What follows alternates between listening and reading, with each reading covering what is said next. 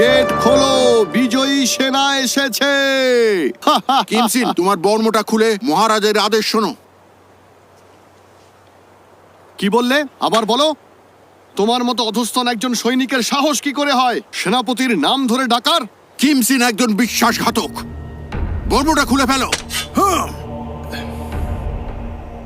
আমি শুনেছি, দাঁড়ান।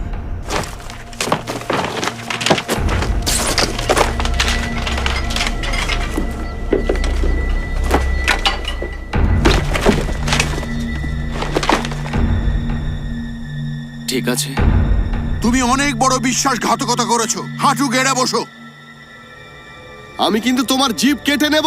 উনি বিশ্বাসঘাতকতা করেছেন? তুমি কি পাগল? তোমার মাথা খারাপ?